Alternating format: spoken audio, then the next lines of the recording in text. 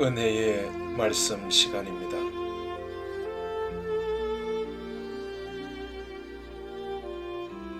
오늘 하나님께서 우리에게 주시는 은혜의 말씀의 주제는 불꽃이 되라입니다. 성경 본문은 레위기 10장 1절 그리고 2절 말씀입니다. 성경 창세기로부터 요한계시록까지는 끊임없이 이어지고 또 이어지는 중요한 주제어들이 매우 많습니다. 그 주제어들을 따라서 가다 보면 신구약 성경을 한눈으로 볼 수 있는 맥을 찾을 수가 있습니다. 언약, 속죄, 의, 거룩함, 죄, 용서, 기도, 심판, 향기, 피, 보혈, 은혜, 생명, 구원 등등의 주제어들입니다. 그 많은 주제어들 중에서 오늘은 불에 관해서 생각해 보려고 합니다. 고대 사람들에게 불은 어떤 상징성을 가지고 있었을까요? 지금은 성당이나 나이타로 쉽게 불을 붙입니다. 그러나 고대 사람들에게 불은 생명과도 같았습니다. 불을 가진 민족은 철제 무게를 만들 수 있었고 그 철제 무게를 가진 민족은 쉽게 세계를 정복했습니다. 그런데 성경에서 언급된 첫 번째 불은 인간이 만든 그런 불이 아니라 여호와의 불이었습니다. 범죄한 아담과 하와를 에덴에서 쫓아내시고 하나님은 그룹 천사들로 하여금 불칼을 들고 생명나무의 길을 지키게 하셨습니다. 성경에서 불에 대한 언급은 그것이 첫 번째였습니다. 그리고 하나님께서 아브라함과 언약을 맺으셨을 때 아브라함이 바친 제물 위로 여호와의 불이 지나갔습니다. 그 이후부터 여호와의 불은 자주 사람들 앞에 나타났습니다. 모세는 호렙산에서 떨기나무 위로 임하셨던 여호와의 불을 보았고 시내산에서는 불 가운데로 강림하셨던 거룩한 하나님을 보았습니다. 이스라엘 백성도 여호와의 불을 보았고 40년 동안 날마다 여호와의 불기둥을 보았습니다. 솔로몬이 성전을 봉헌했을 때 여호와의 불이 번제단 위에 임하였고 갈멜산에서 엘리야가 기도할 때도 여호와의 불이 임하였습니다. 신약에서는 그 여호와의 불이 오순절 성령의 불로 이어졌습니다. 그처럼 불은 창세기로부터 요한계시록까지 끊임없이 이어졌던 것입니다. 그런데 오늘은 그 여호와의 불에 관련된 불행했던 두 사건을 다시 한번 꺼내 보려고 합니다. 첫 번째 사건은 아론의 아들 나답과 아비훗이 하나님께서 명하신 불이 아닌 다른 불을 담아서 성소 안으로 들어갔다가 여호와의 불에 타서 죽었던 사건입니다. 모세와 아론은 레위지파 출신입니다. 그리고 아론은 그의 후손과 함께 제사장직을 이어받도록 지명되었습니다. 제사장의 직무 중에는 여호와의 불을 맡아 관리하는 직무가 있었습니다. 제사장들이 성소에서 사용해야만 했던 불은 여호와 하나님께서 보내주셨던 번제단의 불이었습니다. 그 번제단의 불은 하늘로부터 임했던 여호와의 거룩한 불이었습니다. 그런데 아론의 두 아들은 그 번제단에서 여호와의 불을 취하지 않고 다른 곳에서 있는 불을 가지고 성소 안으로 들어갔다가 여호와의 불에 타 죽는 참변을 당했던 것입니다. 불과 관련된 두 번째 불행했던 사건은 고라의 반란 사건입니다. 고라도 레위 지파였습니다. 야곱의 아들 레위에게는 세 아들이 있었습니다. 게르손, 고핫, 무랄이었습니다. 반란의 추모자 고라는 고핫의 증손자였습니다. 그런 이해를 갖고 다시 한번 고라 사건을 보겠습니다. 아론의 아들 나답과 아비훗이 성소 안에서 급사하자 모세는 아론의 셋째 아들 엘르아살과 넷째 아들 이다말을 제사장으로 임명했습니다. 그러자 고라가 반란을 일으켰던 것입니다. 자신도 레위 지파인데 왜 제사장직을 아론의 아들들에게만 대물림을 해주냐는 것이 그의 불만이었습니다.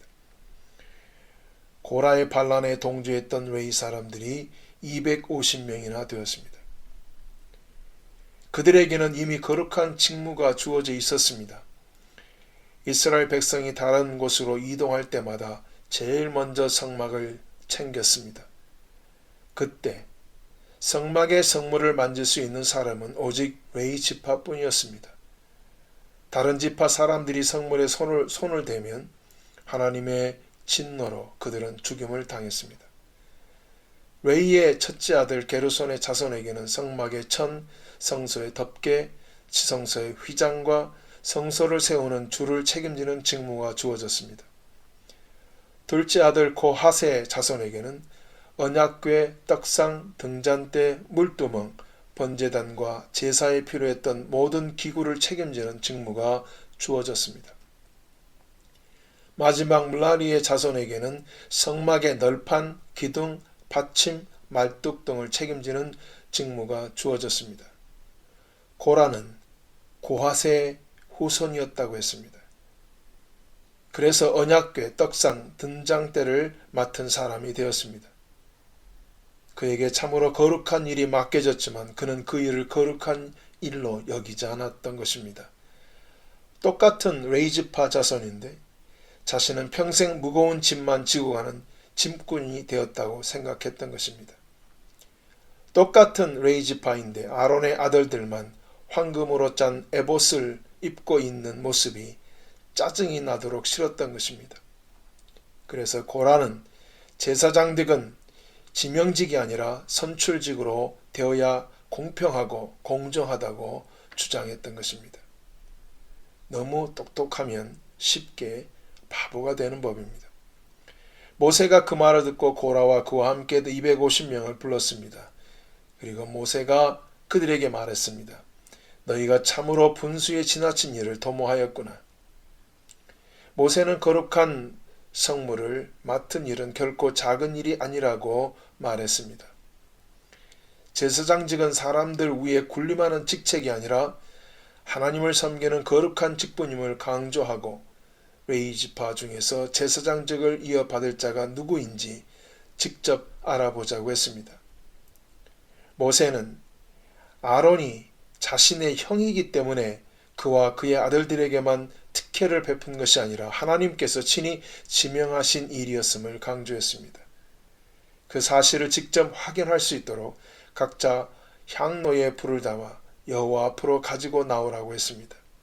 그래서 다음 날 고라와 250명은 각자의 향로에 불을 담아서 나왔습니다. 아론도 물론 향로를 가지고 나왔습니다. 250대 1이었습니다.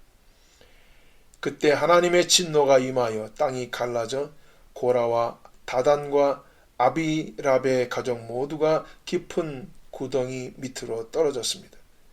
그리고 갈라진 땅이 합해지면서 모두 매장되었습니다. 그리고 250명도 여호와의 불에 타서 모두 죽었습니다. 그 일이 있은 후에 하나님께서 모세에게 말씀하셨습니다.